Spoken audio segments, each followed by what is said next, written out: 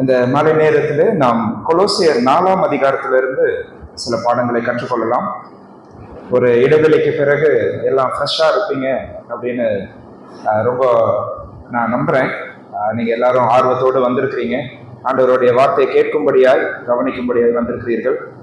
கர்த்தர் நம்மோடு பேசுவாராக. திறந்த இருதயத்தோடு ஆண்டவர் நம்மோடு என்ன பேசுகிறார் என்பதை கேட்டு அதற்கு கீழ்ப்படிய நாம் மனமுள்ளவர்களாக இருப்போமானால் நிச்சயமாய் கிறிஸ்துவின் சாயலில் வளர்ந்து தேவனுடைய நோக்கத்தை நாம் நிறைவேற்ற முடியும்.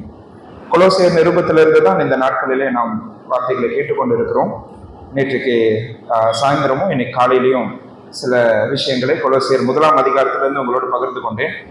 இந்த நாளினுடைய மாலை நேரத்தில் கொலோசியர் 4ஆம் அதிகாரத்திலிருந்து சில விஷயங்களை உங்களோட கூட நான் பகிர்ந்து கொள்ள விரும்புகிறேன். நீங்க புதிய ஏற்பாட்டில் பார்த்தீங்கன்னா ஒரு விஷயம் ரொம்ப தெளிவா இருக்கு.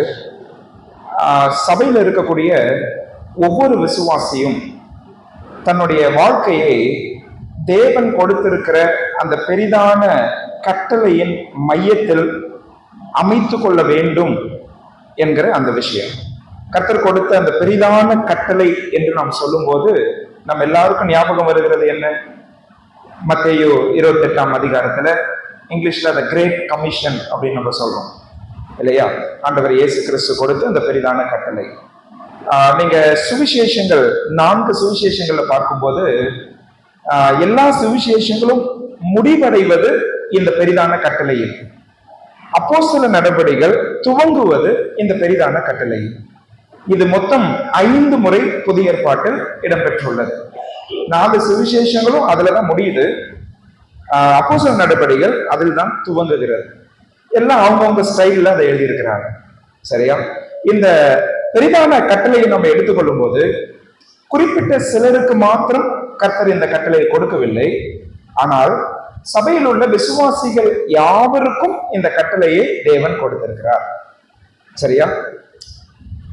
ஹட்சன் டெய்லர் என்று சொல்லக்கூடிய அருட்பணியாளர் ஒரு முறை இப்படி சொன்னாரு, The Great Commission is not an option to be considered, but it is a command to be obeyed அப்படின்னு சொன்னார். அந்த பெரிதான தேவனுடைய கட்டளை என்பது நமக்கு வேண்டுமானால் செய்யலாம், இல்லை என்றால் விட்டுவிடலாம் என்கிற நிலைமையில் அல்ல, ஆனால் நாம் நிறைவேற்றியே ஆக வேண்டும் என்கிற தேவனுடைய ஒரு கட்டளையால் அது இருக்கிறது என்று சொன்னார்.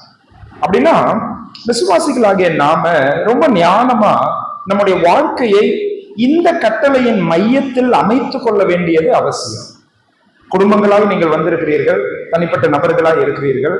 உங்களுடைய வாழ்க்கையை இந்த பெரிதான கட்டளையின் மையத்தில் கொண்டு வந்து நிறுத்தி தேவனை வெளிப்படுத்துவது மிகவும் அவசியமாக இருக்கிறது. இந்த கொலோசியர் 4ஆம் அதிகாரம் ஆரம்பிக்கிறதுக்கு முன்னாடி நான் ஏன் இதை சொல்றேன்னா, இந்த 4ஆம் அதிகாரத்துல சில விதங்களில் நாம எப்படி தேவனுடைய அருட்பணியிலே நாம பங்கு பெற முடியும், அதுல எப்படி நாம கான்ட்ரிபியூட் பண்ண முடியும் என்ற நிலைமையில அப்போஸ்தலனாகிய பவுல் அநேக விஷயங்களை இங்க கற்றுக் கொடுக்கிறார். இது ரொம்ப கடினமான விஷயங்கள் இல்லை, அதே போல புதிதான விஷயங்களாகவும் உங்களுக்கு இருக்காது.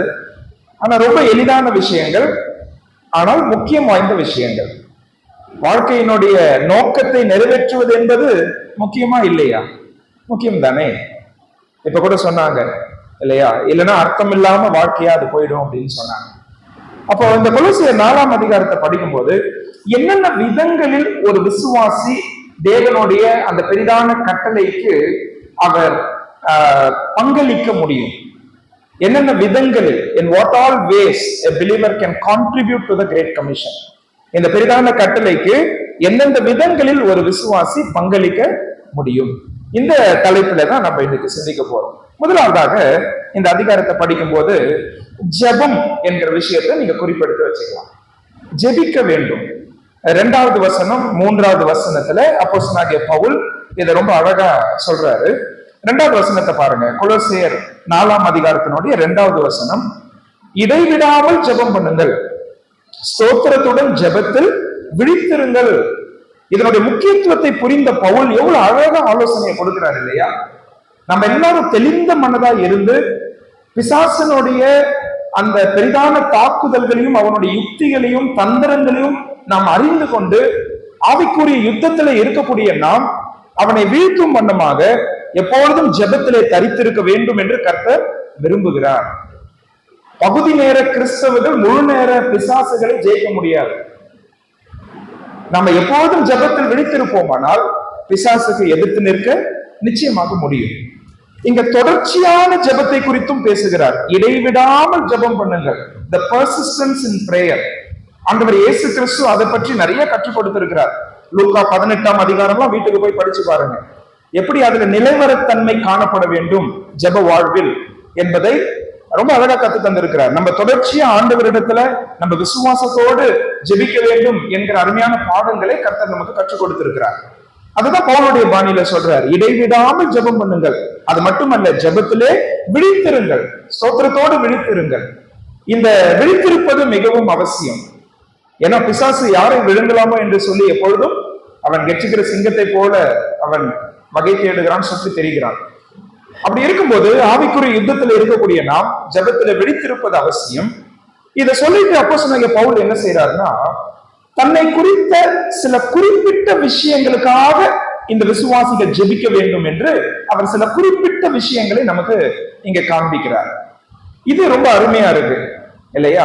சில நேரத்துல பொதுவான நிலைமையிலே ஜெபிப்பது என்பது இருக்கிறது, ஆனால் குறிப்பிட்ட நிலைமையிலே ஜெபிக்க வேண்டும் என்றும் கர்த்தர் நமக்கு கற்றுக் கொடுக்கிறார். There needs to be specific prayers. சரியா? என்னென்ன விஷயங்களுக்கு சொல்றாரு?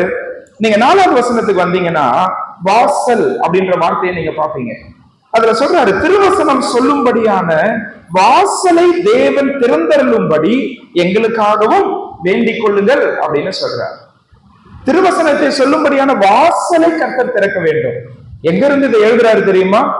மூடப்பட்ட கதவுகளுக்கு பின்னாடி இருந்து எழுதுறாரு, சிறைச்சாலையில இருந்து எழுதுறாரு. அவர் இப்படி சொல்லலைங்க, இந்த சாதகம் இல்லாத சூழ்நிலை மாற வேண்டும் என்று எனக்காக ஜெபித்துக் கொள்ளுங்கள் அப்படின்னு சொல்லல. சூழ்நிலை சாதகமா பாதகமா அப்படின்னு கேட்டா பாதகம் தான். அவர் அந்த ஹவுஸ் அரெஸ்ட்ல இருக்கிறார், வீட்டு கைதியாய் அந்த 2 வருஷம் ரோமாபுரியில் இருக்கிறார். அந்த சமயம் தான் இந்த நிருபத்தை அவர் எழுதுகிறார் என்பது நாம் எல்லாம் அறிந்த உண்மை. இப்போ மூடப்பட்ட கதவுகள், ஆனா அவர் சொல்றாரு கர்த்தர் வாசலை திறந்து தர வேண்டும். எவ்வளவு அருமையா இருக்கு இல்லையா? இங்க என்னப்பா வாசல் உனக்கு திறக்கப்படும் அப்படின்னு கேட்டா, நீங்க அப்போஸ்தலர் 28ஆம் அதிகாரத்துக்கு போயிட்டு கடைசி 2 வசனத்தை படிச்சு பார்க்கணும். அந்த 2 வசனத்தை படிச்சு பார்க்கும்போது நான் நினைக்கிறேன், இந்த கொலோசை பட்டணத்தில் இருக்கக்கூடிய விசுவாசிகள் ஜெபிக்க ஜெபிக்க ஆண்டவர் அந்த சிறையில் இருந்த பவுலை கொண்டு அநேகரை என்ன செய்திருக்கிறார்? ரட்சித்திருக்கிறார். வேதத்தை அவர்களுக்கு கற்றுக் கொடுக்க வைத்திருக்கிறார். தேவனுடைய ராஜ்யத்தை குறித்து தைரியமாய் பேச வைத்திருக்கிறார். அதெல்லாம் பார்க்கும்போது ஆச்சரியமா இருக்கு. சில நேரங்களில் நம்ம நினைக்கிறோம், விசுவாசிகள் எனக்கு அநேக பாடுகள் உண்டு, மூடப்பட்ட கதவுகள், சாதகமற்ற சூழ்நிலைகள், இதுல இருந்து நான் என்ன பண்ண முடியும்? அதுல இருந்து நீங்க நிறைய பண்ணலாம். நமக்கு கொரோனா ஒரு நல்ல சாட்சி தானே இல்லையா? மூடப்பட்ட கதவுகள் தான், நிறைய பண்ண முடிஞ்சதா இல்லையா? எவ்வளவோ பண்ண முடிஞ்சு. எத்தனை எழுத்துக்கள் வெளிவந்தது தெரியுமா? எத்தனை ஆறுதலான செய்திகள் வெளிவந்தது தெரியுமா?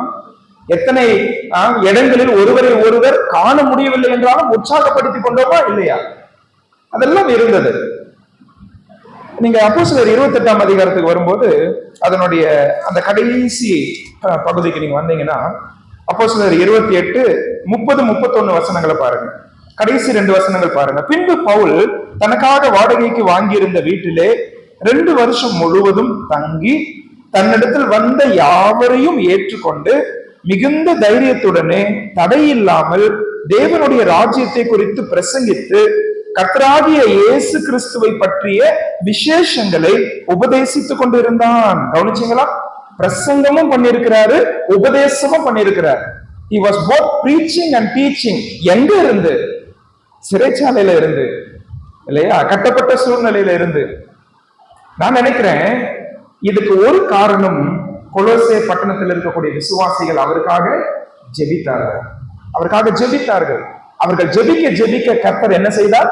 கதவுகளை திறந்து கொடுத்தார். பிரியமானவர்களே, இந்த காலத்தினுடைய அவசரத்தை நீங்க உணர்றீங்களா இல்லையான்னு எனக்கு தெரியல.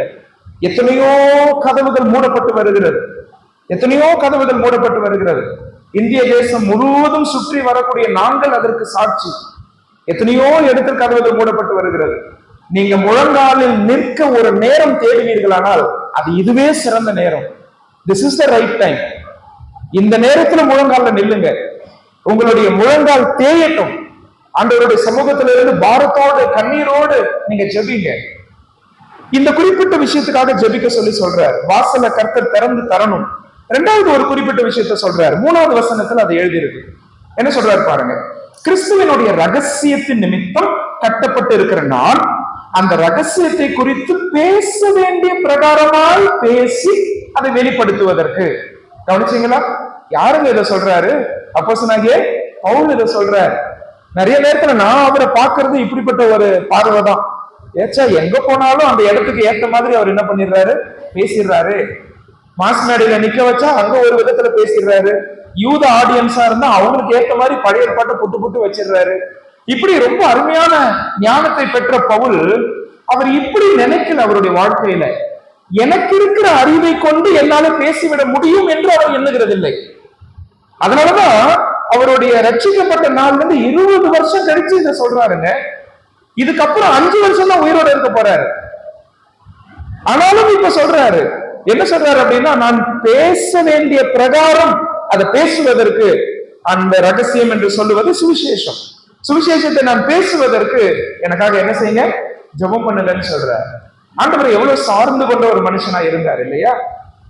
இதெல்லாம் கற்றுக்கொள்ள வேண்டிய ஒரு பாடம் தான். அப்ப இந்த குறிப்பிட்ட நிலைமையிலே ஜெபிக்க சொல்லுகிறார். 18வது வசனத்துக்கு வாங்க. இன்னொரு ஒரு குறிப்பிட்ட விஷயத்தை குறித்து சொல்றாரு. நான் கட்டப்பட்டிருக்கிறதை நினைத்து கொள்ளுங்கள் அப்படின்னு சொல்றாரு. Remember my chains. சரியா?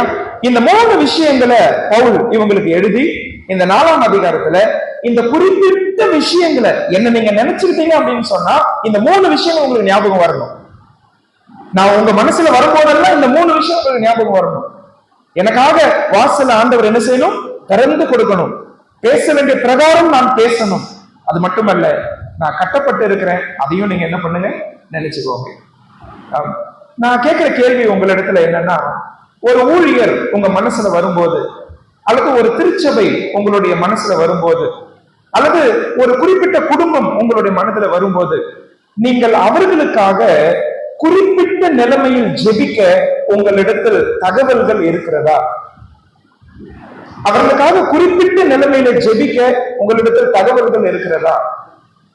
ஒரு குறிப்பிட்ட நாடுக்காக ஜெபிக்கலாம், ஒரு குறிப்பிட்ட மாநிலத்துக்காக ஜெபிக்கலாம், குறிப்பிட்ட மாவட்டத்துக்காக ஜெபிக்கலாம், குறிப்பிட்ட தாலுகாவுக்காக ஜெபிக்கலாம், குறிப்பிட்ட வட்டத்துக்காக, குறிப்பிட்ட கிராமத்துக்காக, குறிப்பிட்ட பழங்குடியினர் வகுப்புக்காக, குறிப்பிட்ட ஒரு குடும்பத்துக்காக, குறிப்பிட்ட ஒரே நபருக்காக நீங்க என்ன செய்யலாம்? ஜெபிக்கலாம். ஜான் நாக்ஸ் இப்படி ஜெபிச்சார். கிவ் மீ ஸ்காட்லாண்ட் ஆர் ஐ டை அப்படின்னு சொன்னார். ஆண்டவரே எனக்கு ஸ்காட்லாந்து தேசத்தை தந்துருங்க, இல்லாட்டி என்ன சாகடிச்சிருங்க அப்படின்னு சொன்னார்.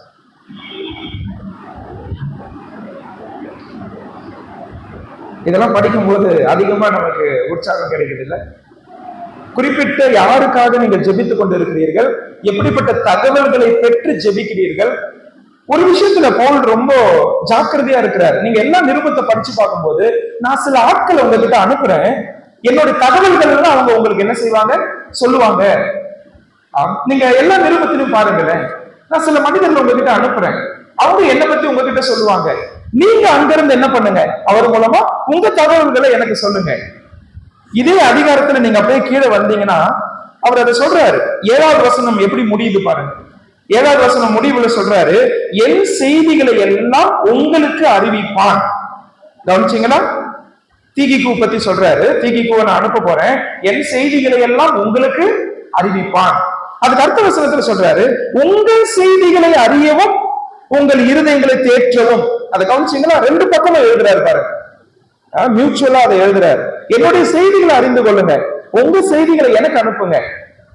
ஏன் அதை கேட்கிறார் பவுல்? ஏன் அதை கேட்கிறார்? ஏன்னா பவுல் குறிப்பிட்ட நிலைமையிலே இந்த விசுவாசிகளுக்காக ஜெபிக்க வேண்டும் என்று விரும்புகிறார். நான் அப்படியே கொலோசை விசுவாசிகள் ஆசீர்வதிங்க ஆண்டவரேன்னு பொதுவான நிலைமையில ஜெபிக்க விரும்பல. உங்களுடைய குறிப்பிட்ட விஷயங்கள் அனுப்புங்க, அதை நான் என்ன செய்யறேன்? ஜெபிக்கிறேன் அப்படின்னு சொல்றாரு. பிரியமானவர்களே, நம்ம இதை உற்சாகப்படுத்தட்டும்.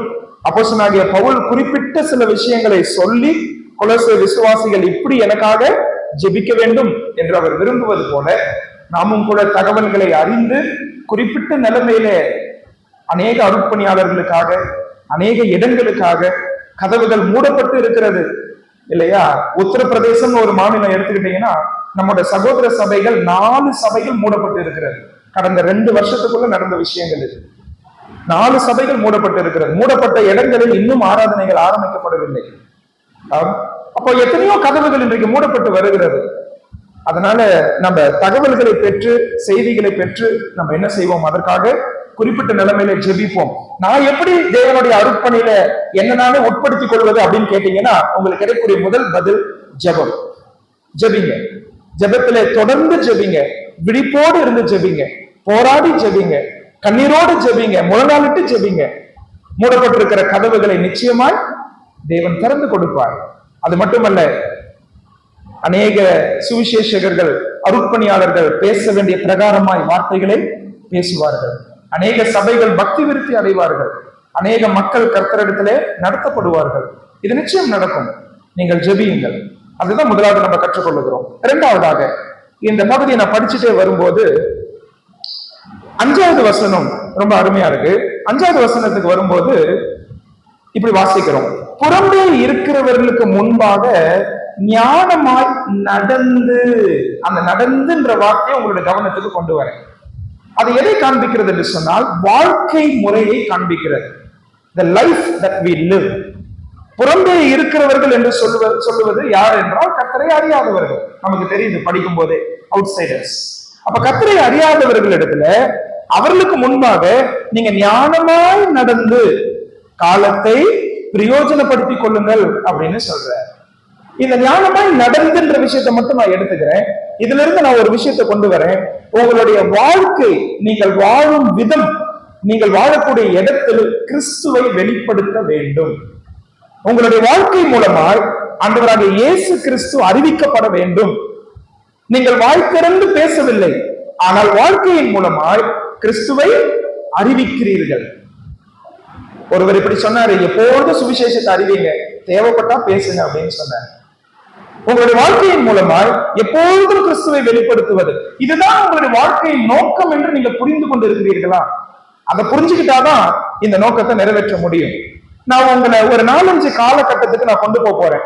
பைபிள் முழுக்க ஆண்டவருடைய திட்டம் என்னன்றதை உங்களுக்கு கொஞ்சம் சொல்லி கொடுத்துறேன். நல்லா கவனிங்க.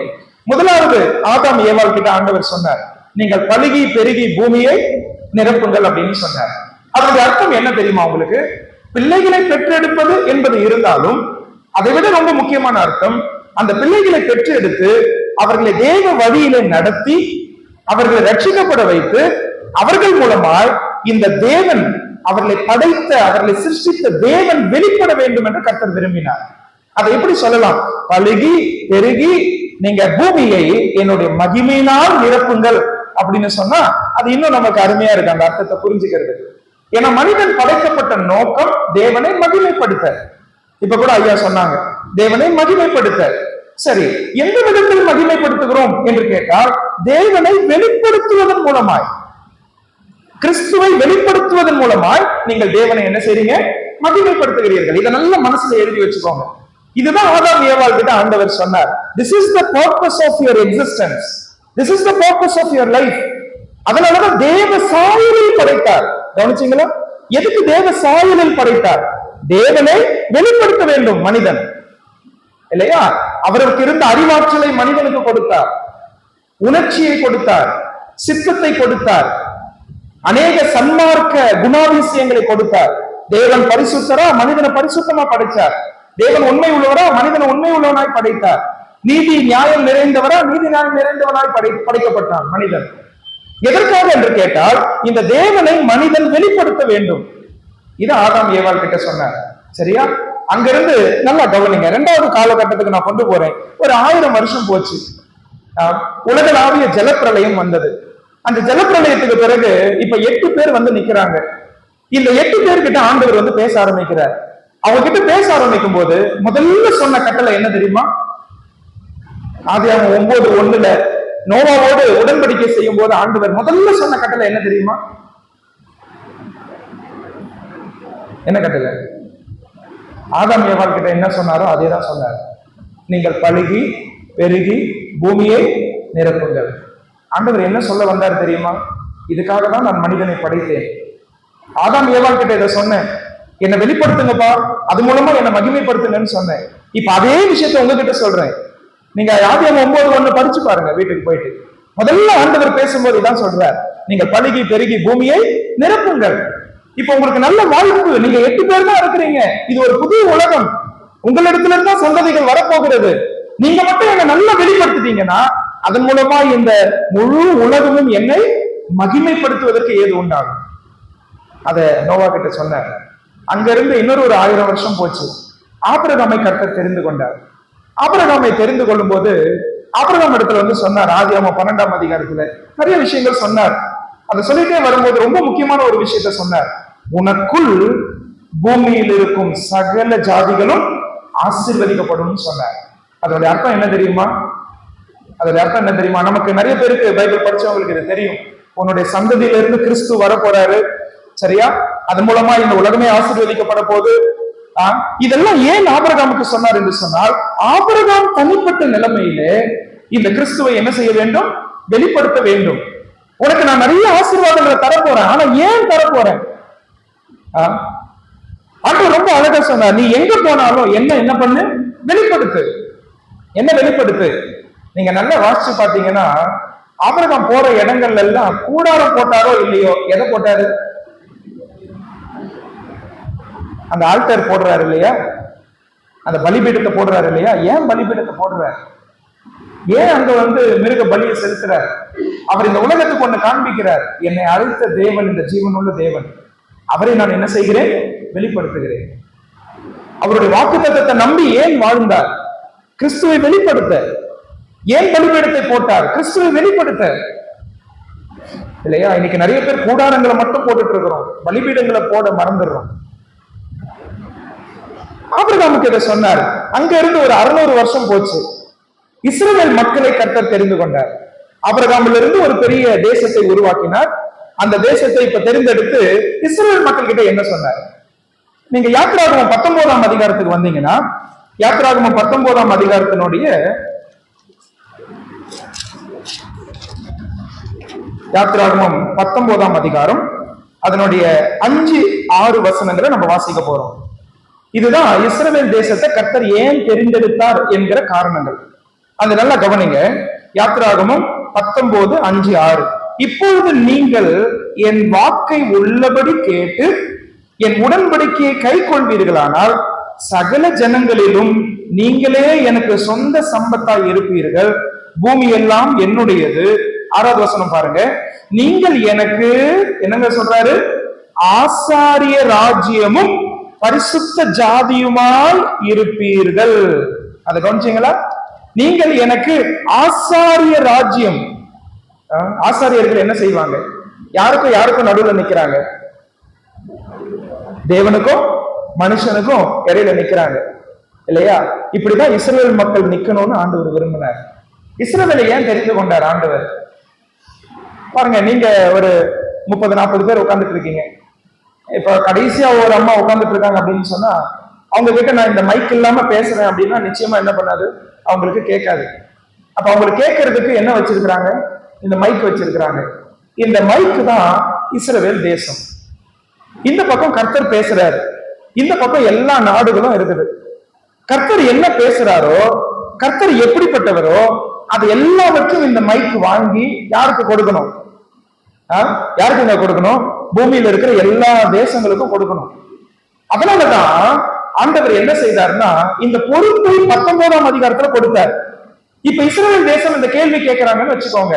சரிங்க ஆண்டவரே, இந்த பொறுப்பு கொடுத்துட்டீங்க, இந்த பூமியில ஜீவனுள்ள தேவனாகிய உண்மை வெளிப்படுத்த வேண்டும், எல்லா ஜாதிகள் எல்லா தேசத்துக்கும் உண்மை வெளிப்படுத்த வேண்டும்.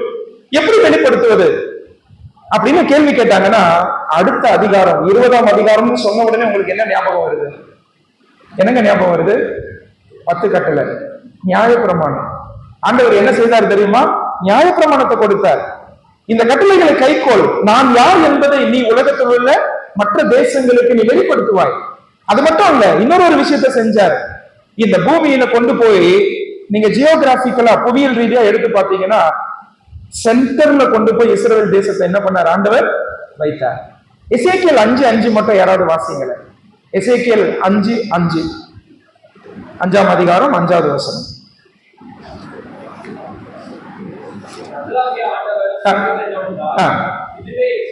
நல்லா கவனிங்க. இதுவே எருசலேம்,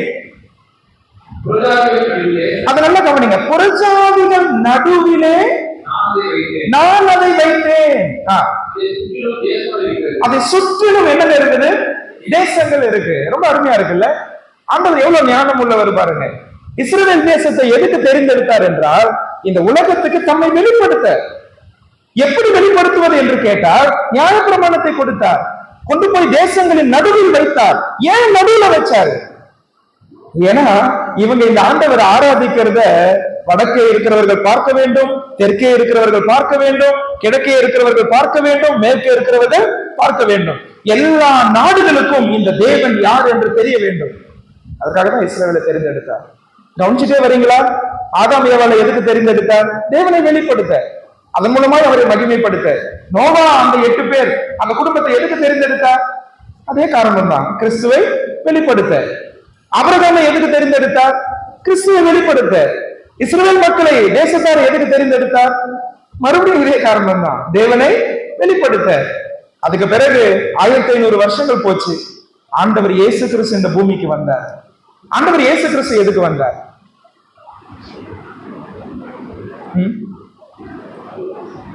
இந்த செய்தியில உங்களுக்கு எந்த கேள்விக்கு பதில் தெரியலனாலும் இது ஒண்ணு சொல்லிடுங்க. என்னன்னு கேட்டா, தேவனை மகிமைப்படுத்த, அவரை வெளிப்படுத்த அப்படின்னு சொல்லிடுங்க.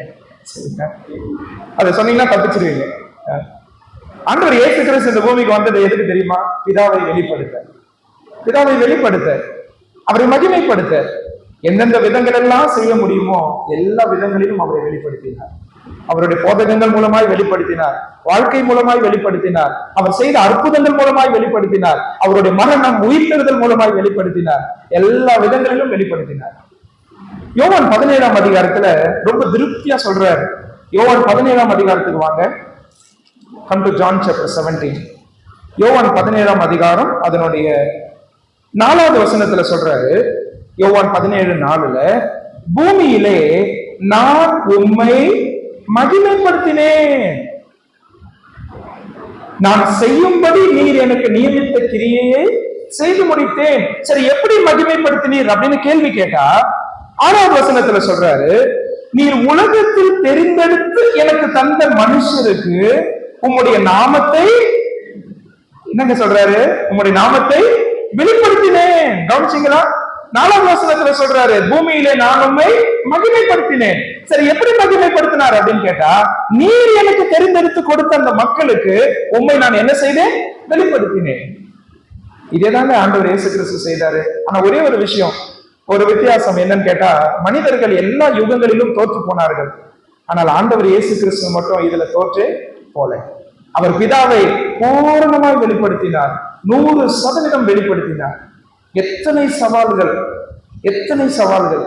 அந்த சவால்கள் எல்லாம் வந்தது தெய்வ சித்தத்தை விட்டு அவரை திசை திருப்ப பிசாசு எத்தனையோ சவால்களை கொண்டு வந்தான், எத்தனையோ சவால்களை கொண்டு வந்தான். ஒளியின் தூதனுடைய வேஷத்தில் வந்து பார்த்தான், எதிர்க்கிறவனாக வந்து பார்த்தான், சிலுவையில் அறைகிறவனாக மாறி பார்த்தான். ஆனா எதுவுமே தடுக்கல. ஆண்டவர் இயேசு கிறிஸ்து பிதாவினுடைய சித்தத்தை நிறைவேற்றி முடிக்க, அவர் எதற்காக வந்தாரோ அந்த நோக்கத்தை நிறைவேற்றி முடிக்க இந்த பூமியில ஒரு சக்தியாலையும் அதை என்ன பண்ண முடியல, தடுக்க முடியல. அதனால்தான் சொல்றாரு, இது அவருடைய மரணத்துக்கு முந்தின நாள், கடைசி நாள். அவர் சொல்றாரு, இந்த பூமியிலே நான் உம்மை மகிமைப்படுத்தினேன், நீர் எனக்கு கொடுத்த மக்களுக்கு உம்மை வெளிப்படுத்தினேன். அதுக்கு பிறகு என்ன? இப்ப சரித்திரத்தை சொல்லிக்கிட்டே வரேன். இயேசு கிறிஸ்துக்கு பிறகு எதை சொல்லணும்? சபையை தானே சொல்லணும். சபை எதுக்காக இருக்கிறது? ஏற்கனவே சொல்லிட்டேன், கேள்விக்கு பதில் தெரியலன்னா இதை சொல்லிடுங்க அப்படின்னு சொல்லிட்டேன். சரியா? சபை எதுக்கு இருக்கிறது? இதேதாங்க, அவ்வளவுதான். இயேசு கிறிஸ்துவை வெளிப்படுத்த, இயேசு கிறிஸ்துவை வெளிப்படுத்த, அது மூலமாய் தேவனை மகிமைப்படுத்த. ஆண்டவர் இயேசு கிறிஸ்துவை வெளிப்படுத்துகிற ஒரு உயிருள்ள ஒரு அமைப்பாக கர்த்தர் திருச்சபையை ஆங்காங்கே வைத்திருக்கிறார். அதனால்தான் தீமோத்தேயுக்கு பவுல் எழுதுறாரு, சத்தியத்துக்கு தூணும் ஆதாரம் என்று எழுதுகிறார். சத்தியத்துக்கு தூணும் ஆதாரம். அந்த தூண் எப்படி உயர்த்தி ஒரு விஷயத்தை காண்பிக்குதோ, அதே போல நீங்க இருக்கிற சமுதாயத்துல, இந்த ராஜபாளையத்துல இந்த திருச்சபையானது கிறிஸ்துவை உயர்த்தி மக்களுக்கு என்ன செய்யணும்? காண்பிக்க வேண்டும் இல்லையா? இந்த வாழ்க்கையினுடைய நோக்கத்தை நீங்க புரிஞ்சிருக்கிறீங்களா? நான் ரொம்ப சுருக்கமா சொல்லிட்டேன், இது ஒரு பெரிய செய்தியா எடுக்கணும், நான் இது சுருக்கமா சொல்லிட்டேன். ஆனா எதுக்காக இதை சொல்றேன்றதை நீங்க புரிஞ்சுக்கணும். நம்ம இப்ப என்ன சிந்திச்சுட்டு இருக்கிறோம்? எப்படி தேவனுடைய அருட்பணியில நான் பங்களிப்பது? அதுல இரண்டாவதாக நம்ம சிந்திச்சு வருவது உங்களுடைய வாழ்க்கை.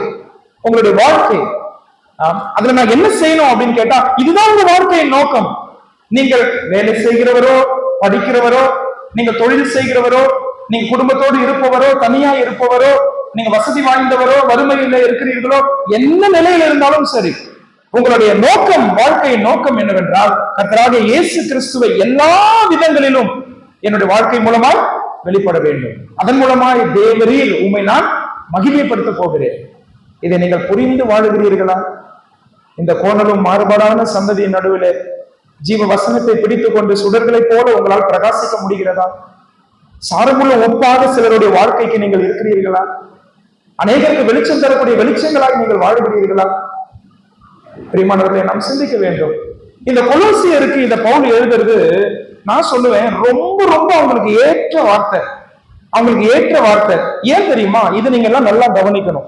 ஏன் அப்படின்னு கேட்டா, இந்த புறம்பே இருக்கிறவர்களுக்கு முன்பதான் ஞானமா நடந்து நீங்க கிறிஸ்துவ என்ன பண்ணுங்க? வெளிப்படுத்துங்கன்னு சொல்ற.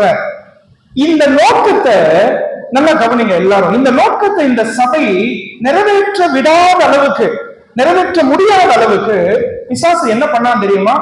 ஞான மார்க்கத்தார்கள் என்கிற கள்ள போதகர்களை இந்த திருச்சபைக்குள் கொண்டு வந்தார். இந்த கள்ள போதகர்கள் என்ன பண்ணாங்க அப்படின்னா, கிறிஸ்துவை வெளிப்படுத்த அழைக்கப்பட்ட கொலோசை மக்கள், கிறிஸ்துவை வாழ்ந்து காண்பிக்க அழைக்கப்பட்ட இந்த விசுவாசிகள், கிறிஸ்துவை நிலைத்திருக்க அழைக்கப்பட்ட இந்த விசுவாசிகளை கிறிஸ்துவை விட்டு திசை திருப்ப எத்தனையோ முயற்சிகளை இவர்கள் கொண்டு வந்தார்கள். எத்தனையோ முயற்சிகள், உலகத்தினுடைய தத்துவங்களை கொண்டு வந்தார்கள். இவங்க எந்த பாரம்பரியத்திற்கு மறித்து வந்தார்களோ அந்த பாரம்பரியத்தை மீண்டும் பின்பற்ற பிசாசு கொண்டு வந்தாங்க.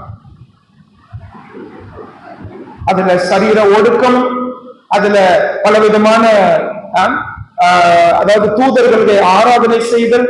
நீங்க 2ஆம் அதிகாரத்துக்கு வாங்க, நான் சில விஷயங்களை பேசியே ஆகணும்.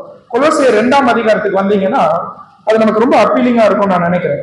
கொலோசியர் 2ஆம் அதிகாரத்துல பவுல் ரொம்ப அழகா சொல்றாரு. இது அப்படியே ஸ்டெப் பை ஸ்டெப் அப்படியே சொல்லிக்கிட்டே போறாரு.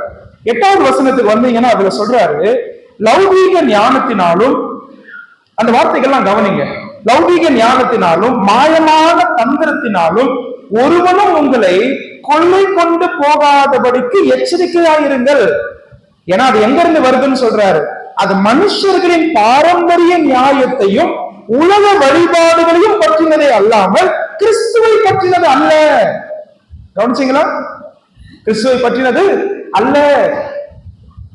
வெளியில இருந்து எத்தனையோ தத்துவங்களை உள்ள கொண்டு வந்துட்டாங்க. கிறிஸ்துவை புறக்கணித்தார்கள். ஒரு கூட்ட ஞான மார்க்கத்தார்கள் ஆண்டவர் இயேசு கிறிஸ்துவோடைய தெய்வத்துவத்தை இகழ்ந்தார்கள். ஒரு கூட்ட ஞான மார்க்கத்தார்கள் அவருடைய மனுஷ தன்மையை புறக்கணித்தார்கள். ஒரு கூட்ட ஞான மார்க்கத்தார்கள் அவருடைய இறையாண்மையை புறக்கணித்தார்கள். அவர் எஜமானாக வைத்தெல்லாம் நீங்க வாழ வேண்டாம், சரியா? அந்த ரட்சிப்பே கேள்விக்குறியாக்குனாங்க. நீங்க இயேசு கிறிஸ்துவ விசுவாசிக்கிறனால மட்டும் ரட்சிக்கப்பட்டவங்க கிடையாது. இந்த வழிபாடுகள் எல்லாம் நீங்க பின்பற்ற வேண்டும். இந்த தத்துவங்களை எல்லாம் நீங்கள் கை கொள்ள வேண்டும். ஒரு சிலர் சொன்னாங்க, காலையில நான் அதை சொல்லியிருந்தேன், எல்லாருக்கும் தேவன் தன்னை வெளிப்படுத்தி விட மாட்டார். ஒரு குறிப்பிட்ட கூட்டம் அவங்க விசேஷித்த அறிவையும் ஞானத்தையும் வளர்த்துக் கொள்ள வேண்டும். விசேஷித்த வெளிச்சம் அவர்களுக்கு வேண்டும். அவங்க மட்டும்தான் தெய்வத்தை என்ன பண்ண முடியும்? அண்டி சேர முடியும். இப்படி எல்லாம் அவங்க போதிச்சுட்டு இருந்தாங்க. அவங்க சொல்ற வெளிச்சம் வேதத்துல இருக்கிற வெளிச்சம் கிடையாது. அவங்க கொண்டு வந்த வெளிச்சம் நீங்க அதை படிச்சு பார்த்தா இப்ப நமக்கு புரியும். இப்ப நம்ம படிச்ச அந்த வசனங்களை வாசிச்சோம், உலக வழிபாடுகள் இல்லையா, மனுஷர்களின் பாரம்பரியம்.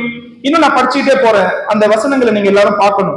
16வது வசனத்துல பாருங்க, போஜனத்தையும் பானத்தையும் குறித்தாவது, பண்டிகை நாளையும் மாத பிறப்புகளையும் ஓய்வு நாட்களையும் குறித்தாவது ஒருவரும் உங்களை குற்றப்படுத்தாதிருப்பானாக. இது எல்லாத்தையும் கொண்டு வந்தாங்க அவங்க, அந்த கள்ள போதகர்கள். இது எல்லாத்தையும் நீங்க பின்பற்றணும். இவங்க எதெல்லாம் விட்டுட்டு வந்தாங்களோ, அதுக்கு அடுத்த வசனம் ரொம்ப அழகா இருக்கு. நீங்க 2 வார்த்தையை கவனிக்கணும். 17வது வசனத்துல ஒன்னு நிழல், இன்னொன்னு பொருள். அதை பாக்குறீங்களா எல்லாரும்? ஒன்னு நிழல், இன்னொன்னு பொருள் இல்லையா? ஒண்ணு நிழல், இன்னொன்னு நிஜம். Shadow and substance. என்னப்பா நீங்க விட்டுட்டு வந்ததெல்லாம் நிழல் நினைச்சேன், இப்ப நிஜத்துக்கு வந்துட்டீங்கன்னு நினைச்சேன். ஆண்டவர் இயேசு கிறிஸ்துட்ட வந்துட்டீங்க, நான் சந்தோஷப்பட்டேன். ஆனா மறுபடியும் இப்ப நிஜத்தை விட்டுட்டு எங்க போயிருக்கிறீங்க? நிழலுக்கே போறீங்களே. இவங்க இடத்துல ஜாக்கிரதையா இருங்க. இந்த விஷயத்தை யாரும் உங்களை குற்றப்படுத்திடக்கூடாது. விட்டு வந்த பாரம்பரியங்களுக்கு மீண்டும் திரும்ப ஆரம்பித்தார்கள். அதுக்கு கீழே அப்படியே படிச்சுக்கிட்டே வரும்போது இன்னும் சில விஷயங்களை பேசுறாரு. 19வது வசனத்துல பாருங்க, மாயமான தாழ்மை, தேவ தூதர்களுக்கு செய்யும் ஆராதனை. அதை கவனிச்சீங்களா? இதெல்லாம் சொல்றாரு பாருங்க. இதெல்லாவற்றுக்கும் இவங்க இடம் கொடுக்கணும்னு சொல்லி இந்த கள்ள போதகர்கள் போதிச்சார்கள். 18வது வசனம் ரொம்ப அழகா இருக்கு. தலை அப்படின்ற வார்த்தையை பாக்குறீங்க பாருங்க. இந்த தலையின் இடத்தில் வந்திருக்கிறீர்கள். தலை யாரு? கர்த்தராகிய இயேசு கிறிஸ்து. இந்த தலையின் இடத்தில் தான் வளர்ச்சி இருக்கிறது, அவரிடத்தில் தான் வழிகாட்டுதல் இருக்கிறது. தலையின் இடத்துல இருந்தா உடம்புக்கு என்ன வரணும்? வழிகாட்டுதல் வரணும். அங்க இருந்தா வளர்ச்சி வரும். இதெல்லாம் கிறிஸ்துவின் இடத்துல இருக்கு. இந்த வளர்ச்சியும் வழிகாட்டுதலையும் விட்டுட்டு நீங்க என்ன பண்றீங்க? மறுபடியும் இந்த தூதர்களுடைய ஆராதனை, இந்த மாயமான தாழ்மை, சரீர ஒடுக்கம், உணவு கட்டுப்பாடுகள், இதுக்கெல்லாம் ஏன்பா போறீங்க? இன்னும் அதை தொடர்ந்து பேசுறாரு. அப்படியே நீங்க 20வது வசனத்துக்கு அப்படியே கீழே வந்துட்டே வந்தீங்கன்னா 21வது வசனம் பாருங்க. மனுஷருடைய கற்பனைகளின்படியும் போதனைகளின்படியும் நடந்து தொடாதே, ருசி பாராதே, தீண்டாதே என்கிற கட்டளைகளுக்கு உட்படுகிறது என்ன? கவனிச்சீங்களா? என்னென்னமோ வச்சிருக்காங்க உலகத்துல, இதுக்கெல்லாம் நீங்க போய் உட்படலாமா? இந்த பாரம்பரியங்களுக்கு நீங்கள் மீண்டும் அடிமைப்படலாமா? இவை எல்லாம் அனுபவிக்கிறதுனால் அழிந்து போகுமே அப்படின்னு சொல்றாரு பாருங்க. இதெல்லாம் அழிந்து போற விஷயம். 23வது வசனம் கடைசியில பார்த்தீங்கன்னா இதெல்லாம் ஒண்ணுத்துக்கும் பிரயோஜனம் இல்லை அப்படின்னு முடிக்கிறார் அந்த அதிகாரத்தை. இது ஒண்ணுத்துக்கும் பிரயோஜனம் இல்லை. ஒண்ணுத்துக்கும் பிரயோஜனம் இல்லாத விஷயத்த நீங்க பிடிச்சுக்கிட்டு கிறிஸ்துவ விட்டு என்ன பண்றீங்க? விலகி போறதுக்கு இந்த கள்ள போதகர்களை பிசாசு கொண்டு வந்தாங்க. 20வது வசனத்துல கேட்கிற கேள்வி நம்ம எல்லாருக்கும் பொருந்தக்கூடியதுதான். நீங்கள் கிறிஸ்துவுடனே கூட உலகத்தின் வழிபாடுகளுக்கு மரித்தது உண்டானால் இன்னும் உலக வழக்கத்தின்படி பிழைக்கிறவர்களை போல அப்படின்ற 13-14 வசனங்கள் படிச்சு பார்த்தீங்கன்னா பாவத்துக்கு மரித்திருக்கிறோம் என்பதை புரிந்து கொள்ளுகிறோம்.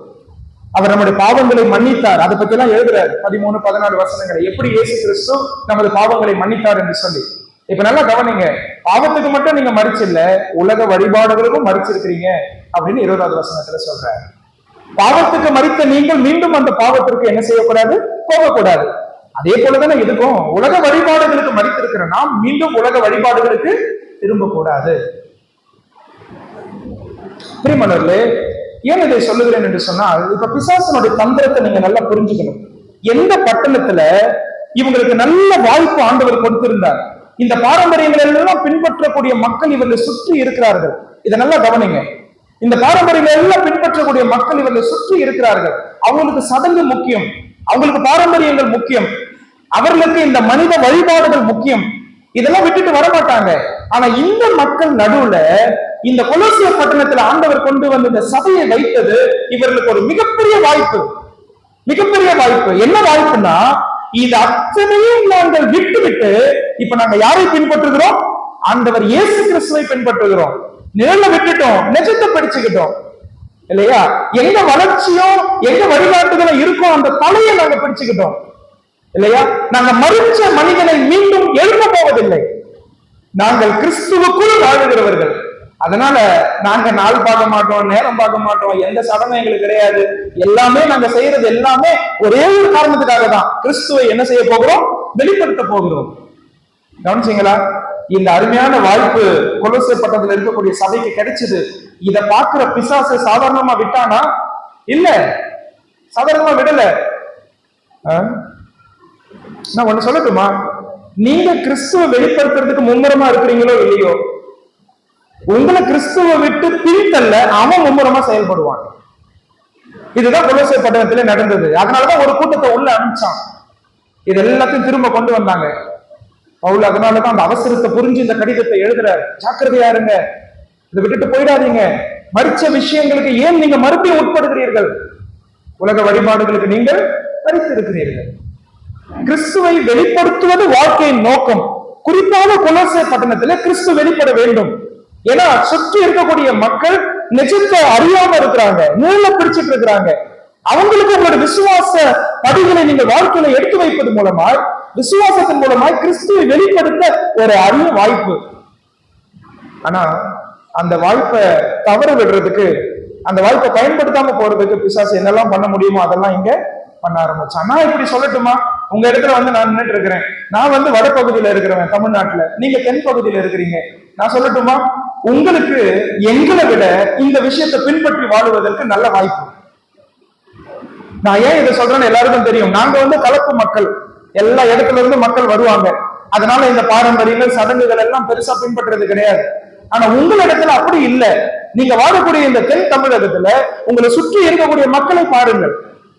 இந்த இடத்துல நீங்க இந்த கிறிஸ்துவை மாத்திரம் உயர்த்தி காண்பிக்க எங்களை விட உங்களுக்கு அதிகமான வாய்ப்புகள் இருக்கிறது.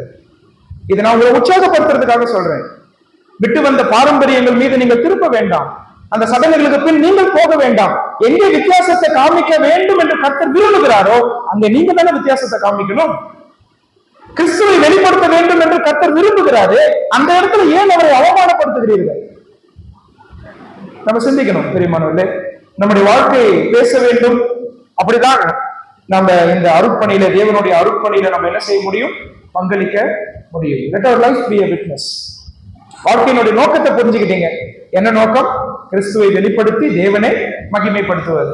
இரண்டாவது இன்னொன்னு புரிஞ்சுக்கிட்டீங்க, பாவத்துக்கு மட்டும் நான் சாகல, உலக வழிபாடுகளுக்கும் நான் செத்திருக்கிறேன். அநேகர் உங்களை கவனிக்கிறார்கள். இதெல்லாம் விட்டுட்டு போய் விசுவாசம் விசுவாசம் போறாங்க. இவனோட வாழ்க்கையில என்ன நடக்குது அப்படின்னு எல்லாம் பார்த்துட்டு இருக்கிறாங்க. நிறைய சவால்கள் வரும். ஆனால் அதன் மத்தியில கிறிஸ்துவுக்காக நின்று பாருங்க.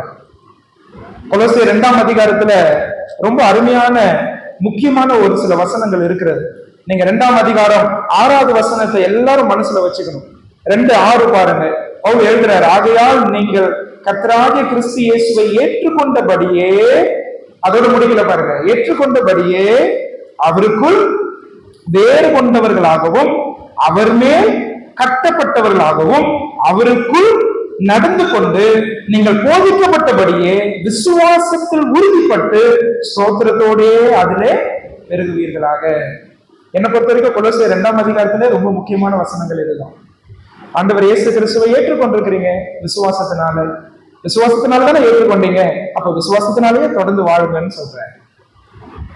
இதெல்லாம் எதை காண்பிக்கிறது என்றால், விட்டு வந்த சடங்குகள் பக்கம் நம்ம திரும்ப போனோம்னா நம்ம இன்னும் கர்த்தரை சரியா விசுவாசிக்க வேண்டிய விதத்துல நம்ம விசுவாசிக்கிறேன்னா சிந்திப்போம். இது 2வதாக. நான் வேற விஷயத்துக்கு போயிடுறேன். இது கொஞ்சம் நிறைய நேரம் நான் எடுத்துட்டேன். கொலோசியர் 4ஆம் அதிகாரத்துக்கு மறுபடியும் வாங்க. எப்படி தேவனுடைய அருட்பணியில நீங்க பங்கடைய முடியும்? முதலாவது ஜெபம், 2வது உங்களுடைய வாழ்க்கை. அதுதான் நம்ம 5வது வசனத்துல படிச்சோம். புறம்பே இருக்கிறவர்களுக்கு முன்பாக ஞானமாய் நடந்து காலத்தை பிரயோஜனப்படுத்திக் கொள்ளுங்கள். மூணாவதாக சுவிசேஷத்தை அறிவியுங்கள். Preach the gospel. இதுக்கு முன்னாடி வாழ்ந்து காண்பீங்கன்னு சொன்னேன், இப்ப பேசுங்கன்னு சொல்றேன். அதுதான் பவுல் இங்க சொல்றாரு. 5வது வசனத்துல ஓகே, அது நம்ம வாசிச்சிட்டோம். 6வது வசனத்துல பாருங்க, அதுல சொல்றாரு, அவன் அவனுக்கு இன்னினபடி உத்தரவு சொல்ல வேண்டும் என்று நீங்கள் அறியும்படிக்கு உங்கள் வசனம், அதை கவனிச்சீங்களா? அதுக்கு முன்னாடி உள்ள வசனத்துல நடந்து அப்படின்றத அண்டர்லைன் பண்ண சொன்னேன். இந்த வசனத்துல வசனம், சரியா, அதாவது பேச்சு. இந்த இடத்துல வசனம் என்பது அவங்களுடைய பேச்சு, உரையாடல். உங்கள் வசனம் எப்பொழுதும் கிருபை பொருந்தினதாயும் உப்பால் சாரமேறினதுமாயும் இருப்பதாக. கவனிச்சீங்களா? உங்களுடைய வசனம் இது எங்க, என்ன கான்டெக்ட்ல இதை பேசுறாரு? நீங்க வாழக்கூடிய சமுதாயத்துல கிறிஸ்துவை அறியாதவர்கள் இருக்கிறாங்க. அவங்க கிட்ட உங்களுடைய பேச்சு கிருபை நிறைந்ததா இருக்கட்டும், உப்பினால் சாரமேறினதா இருக்கட்டும். 3வது வசனத்துல பவுல் இவங்க கிட்ட சொன்னது, நான் பேச வேண்டிய பிரகாரம் பேசுவதற்கு எனக்காக ஜெபிங்கன்னு சொன்னார். ஆனா இப்ப 6வது வசனத்துல நீங்க பேச வேண்டிய பிரகாரம் பேசுங்க அப்படின்னு சொல்றாரு. கவனிச்சீங்களா? பேச வேண்டிய பிரகாரம் நீங்க பேசுங்க, கிருபை நிறைந்ததா இருக்கட்டும், உங்களுடைய பேச்சே கிறிஸ்துவை வெளிப்படுத்தட்டும், கிறிஸ்துவின் சுபாவங்கள் வார்த்தைகளால் வரட்டும். அது மட்டுமல்ல, அநேகருடைய வாழ்க்கைக்கு ருசி சேர்க்கிற வாய்ப்புகளை கர்த்தர் கொண்டு வந்து நிறுத்தும் போது அந்த வாய்ப்புகளை பயன்படுத்திக் கொள்ளுங்கள். அந்த வாய்ப்பை பயன்படுத்திக் கொள்ளுங்கள். ஆண்டவர் அநேக வாய்ப்புகளை நமக்கு கொடுக்கிறார் இல்லையா? நம்முடைய கான்வர்சேஷன்ல அதை ஆண்டவர் உணர்த்துவார். கர்த்தர் அறியாத ஒரு நபர் இடத்துல பேசும்போது மனசுல இப்படி நீங்க ஜோம் பண்ணிக்கிட்டே அவங்க கிட்ட பேசுனீங்கன்னா, ஆண்டவரே நாங்க பேசுறோம், கொஞ்ச நேரம் இந்த சம்பாஷணை போகுது, இதுல எங்கோ ஒரு இடத்துல உண்மை நான் அவருக்கு சொல்லிடணும், ஏதோ ஒரு இடத்துல உங்களை நான் அவருக்கு காமிச்சிடணும். இந்த ஜெபத்தோடு இந்த அழுத்தத்தோடு நீங்க போகும்போது நிச்சயமா அதற்கான கதவுகளை கர்த்தர் திறந்து கொடுப்பார். இதற்கு நான் சாட்சி, நீங்க சாட்சி இல்லையா? நம்முடைய அந்த உரையாடல், நம்முடைய பேச்சு அது கிருபை நிறைந்ததாய், உப்பினால் சாரம் ஏறினதாய் கிறிஸ்துவை வெளிப்படுத்த வேண்டும் என்று தேவன் விரும்புகிறார். சுவிசேஷத்தை அறிவியுங்கள். வாய்ப்புகள் கிடைக்கும் போதெல்லாம் சுவிசேஷத்தை அறிவியுங்கள். உங்களோடு கூட வேலை செய்கிறவர்களை யோசித்து பாருங்கள், உங்கள் அருகாமையில வாழ்கிறவர்களை யோசித்து பாருங்கள், உங்களோடு யாரெல்லாம் பரிச்சயப்படுகிறார்களோ அவர் எல்லாரையும் யோசித்து பாருங்கள், உங்களுடைய சொந்த குடும்பத்தை யோசித்து பாருங்கள். கர்த்தரை அறியாதவர்களுக்கு கர்த்தர் கொடுக்கிற வாய்ப்பை பயன்படுத்தி அவர்களுக்கு சுவிசேஷத்தை அறிவியுங்கள். அப்போஸ்தலனாகிய பவுல் அதை பண்றாரு, இவங்களும் பண்ணணும்னு விரும்புறாரு. ரைட், நான் 4வது விஷயத்துக்கு போயிருக்கேன். 4வது விஷயம் அப்படியே படிச்சுக்கிட்டே வந்தீங்கன்னா 7வது வசனம், 11வது வசனம், இதுலெல்லாம் 4வது விஷயத்தை நம்ம பார்க்கிறோம். இது என்ன அப்படின்னு கேட்டீங்கன்னா, 7வது வசனத்துல உடன் வேலையாள் அப்படின்ற வார்த்தையை பயன்படுத்துறாரு. 7வது வசனத்துல உடன் வேலையாள், 11வது வசனத்துல உடன் வேலையாட்கள் அப்படின்னு சொல்றாரு. 7வது வசனத்துல தீகிக்கு பத்தி சொல்லும் போது நான் அதை படிக்கிறேன். 7வது வசனம், பிரியமான சகோதரனும் உண்மையுள்ள ஊழியக்காரனும் கர்த்தருக்குள் எனக்கு உடன் வேலையாளுமாய் இருக்கிற தீகிக்கு என்பவன் அப்படின்னு சொல்றாரு இல்லையா? அதுக்கு பிறகு 11வது வசனத்துக்கு வந்தீங்கன்னா, அதுக்கு முன்னாடி சில பேர்கள்லாம் சொல்லிக்கிட்டே வந்தார். அரிஸ்தர்க்கு பத்தி 10வது வசனத்துல சொல்றாரு. அதுக்கு பிறகு மார்க்கு பத்தி பேசுறாரு. அப்புறம் 11வது வசனத்துல யுஸ்து என்னப்பட்ட இயேசு, சரியா, அவனை பத்தி பேசுறாரு. அப்படி சொல்லிக்கிட்டே வரும்போது அவர் சொல்றாரு, இவங்க மாத்திரம் தேவனுடைய ராஜ்யத்தின் பொருட்டு என் உடன் வேலையாட்களாய் இருந்து எனக்கு ஆறுதல் செய்து வந்தவர்கள். இங்க நம்ம என்ன கத்துக்கிறோம் அப்படின்னு கேட்டீங்கன்னா, ஊழியம் செய்கிறவர்களோடு உங்களை இணைத்துக் கொள்ளுங்கள். ஊழியம் செய்கிறவர்களோடு உங்களை இணைத்துக் கொள்ளுங்கள். அருட்பணியாளர்களுக்கு நீங்கள் உதவி செய்யுங்கள். ஒருவேளை அவர்களோடு போய் நான் இருந்து நான் இந்த ஊழியத்திலே என்னுடைய வரங்களை பயன்படுத்த வேண்டும் என்று நீங்க நினைப்பீர்களானால் அதுல நீங்க என்ன செய்யணும்? கவனம் செலுத்தணும். எனக்கு சிலரை தெரியும், நான் வட இந்தியாவுக்கெல்லாம் அடிக்கடி போறவன், அதனால எனக்கு சிலரை தெரியும். கவர்மெண்ட் உத்தியோகத்துல இருக்கிற ஒரு நபர், அவர் அந்த வருஷம் ஃபுல்லா லீவ் சேர்த்து வைப்பாரு. அந்த லீவ் எல்லாம் சேர்த்து வச்சு 1 மாசம் வட இந்தியாவுக்கு வருவாரு. வந்து என்ன பண்ணுவாருன்னா, அங்க இருக்கிற ஊழியர்கள் கிட்ட ஒண்ணு சொல்லுவாரு, பிரதர் நான் உங்களுக்கு உதவி செய்ய வந்திருக்கிறேன், உங்களோட உடன் வேலையாளா என்ன சேர்த்துக்கோங்க, நான் என்ன ஊழியம் செய்யணும், எனக்கு என்ன வரங்கள் ஆண்டவர் கொடுத்திருக்கிறாரோ அதுக்கு ஏதாவது வாய்ப்புகள் இருக்குமானா உங்களோடு இணைந்து நான் என்ன செய்யறேன், ஆண்டவருடைய ராஜ்யத்தை நான் கட்டுறேன். செய்ய முடியுமா முடியாதா? நம்மளால நிச்சயமா முடியும் இல்லையா? இந்த மாதிரி எத்தனையோ நபர்கள் எனக்கு தெரியும், எத்தனையோ குடும்பங்கள் எனக்கு தெரியும். அந்த மாதிரி வந்து அவர்களுடைய வரங்களுக்கு ஏற்றபடி அவர்கள் என்ன செய்கிறார்கள்? அருட்பணியிலே தங்களை உட்படுத்திக் கொள்ளுகிறார்கள். இது நான் இப்படி சொல்லுவேன், ஷார்ட் டேர்ம் மிஷன்ஸ் கூட சொல்லுவேன். இந்த வார்த்தைலாம் உங்களுக்கு பிடிக்குமான்னு தெரியாது. குறுகிய கால அருட்பணி அப்படின்னு சொல்லுவேன். குறுகிய கால அருட்பணி வேதத்துல நிறைய உதாரணங்கள் இருக்குங்க. இங்க நம்ம சில பேர்கள்லாம் படிச்சோம் இல்லையா? இந்த நபர்கள் எல்லாம் பவுலோடு சிறைச்சாலையில இருந்து உதவி செய்கிறார்கள். சுவிசேஷம் பிரகடனமாக கிறிஸ்து அறிவிக்கப்பட அவர்கள் உதவி செய்கிறார்கள். வேதத்துல நீங்க நிறைய உதாரணங்கள் இப்படி பார்க்க முடியும். மார்க்குவை எடுத்துக்கோங்க. அந்த முதல் ஊழிய பயணத்துல பவுலோடு பர்னபாவோடு தன்னை என்ன செய்கிறார்? இணைத்துக் கொள்ளுகிறார். அவருக்கு உதவி செய்கிறார். அவ்வளவுதான். ஒரே வார்த்தை தான் அவனை பத்தி எழுதியிருக்கு, மார்க்கு அவர்களுக்கு உதவியா இருந்தான், அவ்வளவுதான். சரியா? அதே போல நீங்க தீமோத்தேயை எடுத்துக்கோங்க. காலையில நம்ம தீமோத்தேயை பத்தி சிந்திச்சோம். அவரை எபேசுல கொஞ்சம் வருஷங்கள் விடுறாரு, பிலிப்பி பட்டணத்துல கொஞ்சம் வருஷங்கள் விடுறாரு, தெசலோனிக்கே பட்டணத்துல கொஞ்சம் வருஷங்கள் விடுறாரு. இதெல்லாம் குறுகிய கால அருட்பணி தான். அவர் அங்கங்க எங்கெல்லாம் அவரோட தேவை இருந்ததோ அங்கே போய் ஊழியத்திலே இணைத்துக் கொண்டு அவர் என்ன செய்கிறார்? அந்த ஊழியத்திலே அவர் ஈடுபடுகிறார்.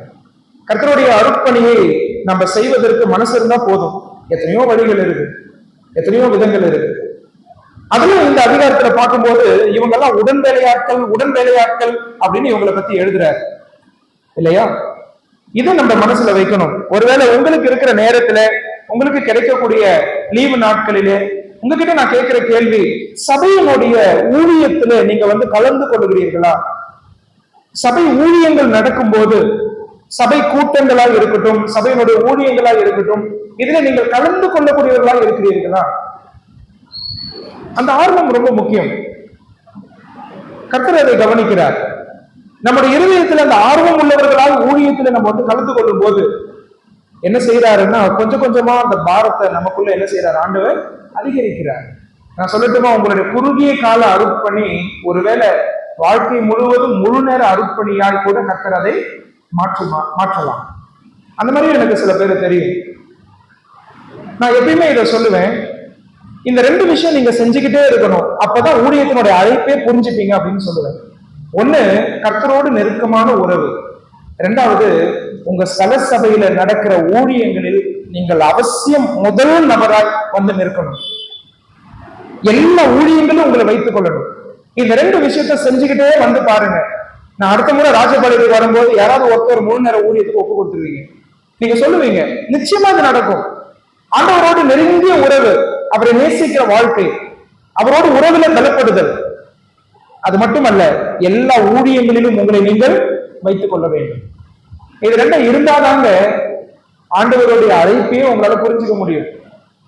ஆண்டவருடைய அழைப்பையே புரிஞ்சுக்க முடியும். அந்த ஆவிக்குரிய அனலை நீங்க தனியை வச்சுட்டீங்க அப்படின்னு சொன்னா அவர் அழைப்பார், ஆனா அது நம்முடைய செவிகளில் கேட்கார். இந்த மாதிரி விதங்களில் அருட்பணியில நீங்கள் பங்கு பெறலாம். அடுத்த விஷயம், 5வதாக, வேலையோடு கூட ஊழியம் செய்த நபர்களும் இந்த அதிகாரத்துல வராங்க. ஒரு நபரை பத்தி எழுதுறாரு. நான் சொன்ன உடனே எல்லாம் சொல்லிடுவீங்க, யார் அவரு? 14வது வசனத்துல சொல்றாரு. எப்படி சொல்றாரு பாருங்க. லூக்கான் வெறுமையா எழுதியிருக்கலாம், ஆனா என்ன சொல்றாரு? பிரியமான வைத்தியனாகிய லூக்கா அப்படின்னு எழுதுறாரு. உங்களுக்கு வாழ்த்துதல் சொல்றான் அப்படின்னு எழுதுறாரு. He was a doctor, he was a physician. அவர் ஒரு வைத்தியராக இருந்தார், ஒரு டாக்டரா இருந்தார். லூக்கா டாக்டர் அப்படின்றதே நமக்கு நிறைய பேருக்கு தெரியாது. ஆனா லூக்கா ஊழியக்காரர் அப்படின்னு சொன்னா எல்லாருக்கும் தெரியும். உண்மையால ஒரு வார்த்தை அப்படிதான் இருந்துச்சு.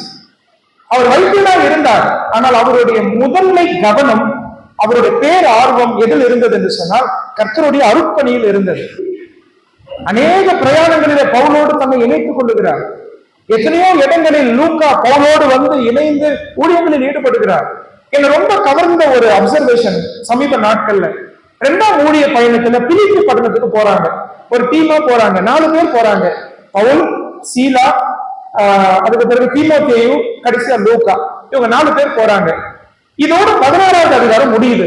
அதுக்கு பிறகு 17வது அதிகாரம் நீங்க கவனமா படிச்சு பாத்தீங்கன்னா அதுல லூக்கா இல்ல. அதுல யாரு இல்ல? லூக்கா இல்ல. லூக்காவை எங்க விட்டுட்டு வராங்க தெரியுமா? பிலிப்பி பட்டணத்துல புதுசா ஒரு சபை ஸ்தாபிக்கப்பட்டிருக்கு. லீதியாவோட வீட்டுல அந்த சபை கூடுது. இப்ப கூடி வந்த இந்த சபையை உற்சாகப்படுத்த, அங்க உள்ள புதிய விசுவாசிகளை பலப்படுத்த யாருங்க விட்டுட்டு போறாரு? ஒரு வைத்தியனை விட்டுட்டு போறாரு. இப்ப நம்ம கேள்வி கேட்கலாமே, டாக்டர் ஆச்சு, அவர் ரொம்ப பிஸியா இருப்பாரு. நாம வேணா நினைக்கலாம் அவர் ரொம்ப பிஸியா இருப்பாரு டாக்டர்னு. அவர்கிட்ட கேட்டீங்கன்னா அவர் சொல்லுவார், எனக்கு ஆண்டவருடைய வேலையில தான் பிஸி அப்படின்னு. அவர் வைத்தியன், ஆனா இந்த இடத்துல இந்த சபையை ஸ்திரப்படுத்தினவர் அவர் தான், வேலை செய்தார். ஆனால் அவருடைய முதன்மை கவனம் எதில் இருந்தது என்று சொன்னால் கர்த்தருடைய காரியங்களில் இருந்தது. எத்தனையோ நபர்கள் இப்படி சொல்லலாம் வேதத்துல. அக்கிலா பிரிஸ்கிலா பத்தி காலையில கூட நம்ம சிந்திச்சோம். கொரிந்து பட்டணத்துக்கு தொழில் செய்வதற்காக தான் வந்தார்கள். அதுக்கு பிறகு ஒருவேளை அந்த தொழிலை தொடர்ந்து இருக்கலாம். நமக்கு அதுக்கு சரியான தெளிவு இல்லை பைபிள்ல படிக்கிறப்போ. கொரிந்து பட்டணத்தை விட்டுட்டு எபேசு பட்டணத்துக்கு போறாங்க. பிறகு ரோமாபுரியில பாக்குறோம், அங்கெல்லாம் கூட அந்த தொழிலை செய்திருக்கலாம். ஆனா கொரிந்துல வந்து தொழில் செய்ததுக்கும் எபேசுல போய் தொழில் செய்யறதுக்கும் ஒரு வித்தியாசம் இருக்கு இல்லையா? கொரிந்துல வந்து தொழில் செய்தது அவங்களோட வருமானத்துக்காக, எபேசுல போய் தொழில் செய்வது எதுக்காக? அங்க உள்ள மக்களோடு பழகி அவர்களை கிறிஸ்துவனை வழி நடத்தி அவங்களோட வீட்டிலே ஒரு சபை கூடி வந்தது. சொல்ல போனா எபேசு பட்டணத்துல சபை ஆரம்பிக்கிறதுக்கே இவங்க காரணமா இருந்திருக்கிறாங்க. பிறகு ரோமர் நிருபம் படிச்சு பாத்தீங்கன்னா அக்கிலா பிரிஸ்கிலாவோட வீட்டுல கூடி வர சபையை வாழ்த்துன்னு சொல்றாரு. அங்க ஒரு சபை கூடி வருது அவங்களுடைய வீட்டுல. இவங்க தொடர்ந்து தொழில் செய்தாங்களான்னு கேட்டா தொழில் செய்தார்கள். ஆனால் தொழிலை காட்டிலும் அதிக முக்கியத்துவம் எதுக்கு கொடுத்தார்கள் என்றால் கர்த்தருடைய அருட்பணிக்காக முக்கியத்துவம் கொடுத்தார்கள். பிரியமானவர்களே, இதெல்லாம் ஏன் நம்ம மறைஞ்சிருக்கிற விஷயங்களாவே பாக்குறோம் பைபிள்ல? இதெல்லாம் ஏன் முன்னாடி கொண்டு வந்து நம்ம நிறுத்துறது இல்லை? பல நேரங்கள் இப்படி நம்ம சிந்திக்கிறதே இல்லையே. சில நேரங்கள்ல ஊழியம்னு சொல்லும் போது ஒரே விதத்துல தானே நம்ம சிந்திக்கிறோம். நான் ஏன் இதை காமிச்சு கொடுக்கிறேன் அப்படின்னா, நம்ம ஒவ்வொருவருடைய வாழ்க்கையின் நோக்கமும் அதுதான். அதான் ஆரம்பத்துலதான் சொல்லிட்டு இருக்கிறேன். நம்ம ஒவ்வொருவருடைய வாழ்க்கையின் நோக்கம், இங்க இருக்கிற ஒவ்வொரு விசுவாசியும் இந்த கர்த்தருடைய பெரிதான கட்டளையின் மையத்துல கொண்டு வந்து அவருடைய வாழ்க்கையை நிறுத்த வேண்டும். அதற்கு ஞானமுள்ள தீர்மானங்களை எடுக்க வேண்டும். இது ரொம்ப முக்கியம். நாளைக்கு இரவு நாங்க வட இந்தியா போக போறோம். அதுல நிறைய பேர் சந்திக்க போறோம், வேலையோடு கூட ஊழியம் செய்யறவங்க. சமீபத்துல ராஜஸ்தான்ல கேர்தால் அப்படின்னு இருக்கிற ஒரு மாவட்டத்துல ஒரு தம்பி போயிருக்கிறார். ஒரு 6 மாசம் குழந்தைய தூக்கிட்டு போனார் கொஞ்சம் மாசங்களுக்கு முன்னாடி. இப்ப அந்த பாப்பாவுக்கு 1 வருஷம் ஆகுது. அந்த தம்பி அங்க போய் ஏன் அந்த மாவட்டத்துல அவர் போனார் அப்படின்னா, அங்க இருக்கிற ஒரு ஸ்கூல்ல போய் வேலை செய்யறதுக்காக போனார். அங்க இருக்கிற ஒரு ஸ்கூல், ஏன் அந்த ஸ்கூல்ல தேர்ந்தெடுக்கணும் அப்படின்னு கேட்டா, அந்த கேர்தால் மாவட்டத்துல சகோதர சபை இல்லை. அந்த இடத்துல அவருடைய நோக்கம் இதுதான், என்னன்னா அந்த இடத்துல ஒரு சபை கூடி வர வேண்டும். ஆனால் அவர் என்ன செய்கிறார் என்று சொன்னால், அந்த இடத்துல ஒரு பள்ளிக்கூடத்துல சேர்ந்து அங்க ஆசிரியராக வேலை செய்து இப்போதைக்கு மக்களோடு அவர் என்ன செய்கிறார் என்றால் பழகுகிறார். அங்க உள்ள கலாச்சாரத்தை படித்துக் கொள்ளுகிறார், மொழி கற்று அறிகிறார். அந்த குடும்பம் இப்ப அடாப்ட் ஆகி வராங்க அந்த இடத்துல. ஆனா போன நோக்கம் ஒண்ணுதான், வருமானத்துக்காக கிடையாதுன்னு. ஏற்கனவே ஐடி கம்பெனில தான் வேலை பார்த்த நபர். ஆனா இப்ப அங்க போய் உட்கார்ந்துட்டு இருக்கிறது காரணம், அந்த வெயிலையும் குளிர்லயும், ராஜஸ்தானாலே யாரும் போக மாட்டாங்க, எல்லாம் ஓடியாந்துருவாங்க. ஐயோ பாலைவனமா அப்படின்றாங்க இல்லையா? ஆனா அந்த இடத்துல போய் அவர் அமர்ந்து இருக்கிறது ஒரே நோக்கம் தாங்க, ஆண்டவர் என்னை ரட்சித்து இருக்கிறார், எனது வாழ்க்கையின் நோக்கம் ஒன்று இருக்கிறது, இந்த கிறிஸ்துவை கர்த்தரை அறியாத இடத்தில் நாம் என்ன செய்ய வேண்டும், வெளிப்படுத்த வேண்டும். அதனாலதான் குளிர்னு பார்க்காம வெயில்னு பார்க்காம வேலையோடு கூட கிறிஸ்துவை வெளிப்படுத்தி கொண்டிருக்கிறார்கள். பிரியமானவர்களே, நம்மோடு கூட தெளிவாய் ஆவியானவர் பேசட்டும். நீங்க எல்லாம் ஒரு வேலை செய்றீங்க, அந்த வேலை செய்யும் போது ஒவ்வொரு நாளும் ஜெபிச்சுட்டு போங்க, ஆண்டவரே இந்த வேலை உத்தியோகத்துல என்னோடு கூட இருக்கிற மக்கள் உண்மை அறிய வேண்டும், இதற்காக தான் என்னை கொண்டு வந்து வைத்தீர். ஒரு இடத்துல கர்த்தர் வேலையை கொடுத்தது என்னோட வருமானத்துக்காக மட்டும் நான் நினைப்பேன்னா, என்னை விட முட்டாள் யாருமே இல்லை. நான் வாழ்க்கை நோக்கத்தை புரிஞ்சுக்கல. எனக்கு கிடைச்சிருக்கிற படிப்பு எனக்கு மட்டும்தான் நினைச்சேன்னா, நான் பைபிள் படிக்கிறது வீண்ங்க, எனக்கு அது இன்னும் கண்கள் திறக்கப்படல. ஆண்டவர் எனக்கு கொடுத்திருக்கிற அனைத்துமே அவரை வெளிப்படுத்துவதற்காக. பிரியமானவர்களே, சிந்திங்க, உங்களுடைய வேலை, உங்களுடைய தொழில், அதன் மத்தியில கிறிஸ்து வெளிப்படட்டும். நாங்க எல்லாம் சின்ன வயசுல வளரும் போது பாண்டிச்சேரியில எங்க அப்பா அம்மாக்கெல்லாம் ஒண்ணுமே தெரியாது. எங்க அம்மா ஒரு இந்து குடும்பத்துல இருந்து ரட்சிக்கப்பட்டவங்க. அப்பா கிறிஸ்துவ பின்னணியா இருந்தாலும் ஒரு நாமினல் கிறிஸ்டியன் பேக்ரவுண்ட் தான், பேர் கிறிஸ்துவரா தான் இருந்தார். ஆனா இவங்களுடைய ஆவிக்குரிய வளர்ச்சிக்கு முக்கியமான காரணம் ஒரு அங்கிள். அந்த அங்கிள் ஆல் இந்தியா ரேடியோல வேலை செய்யறவர். அங்க வேலை செஞ்ச உடனே சாயந்தர நேரம் வீட்டுக்கு வந்துருவார். வந்துட்டு அவர் பேசி பேசி போதிச்சுதான் எங்க அப்பா அம்மா கொஞ்சமாகிலும் வேதத்தை கத்துக்கிட்டாங்க. இது எங்க குடும்பத்துக்கு மட்டும் அவர் செய்யல, நிறைய குடும்பங்களுக்கு செய்தார். அவர் இன்றைக்கு கர்த்தருக்குள் போய்விட்டார். ஆனால் அந்த குடும்பங்கள் எல்லாம் இன்னைக்கு ஆண்டவருக்குள் நிலைத்திருக்கிறது என்று சொன்னால் அந்த சகோதரன் எடுத்த ஒரு முயற்சி. இது கர்த்தருடைய மகிமைக்காக நான் சொல்லுகிறேன். அதுபோல நம்முடைய வேலையோடு கூட இந்த நோக்கத்தை மிஸ் பண்றாதீங்க. ஒரு தீர்மானம் எடுக்கிறீங்களா, ஒரு வேலையை எப்படி தேர்ந்தெடுப்பீங்க? நான் 5 கேள்வி கேட்கிறேன், இந்த 5 கேள்வியை மனசுல வச்சுக்கோங்க. ஒரு வேலையை தேர்ந்தெடுக்கும் போது முதலாவது நீங்க கேட்க வேண்டியது, தனிப்பட்ட நேரம் நான் கர்த்தரோடு செலவு பண்ணுகிறேனே, அது பாதிக்கப்படுதா இல்லையா அப்படின்றத கேளுங்க.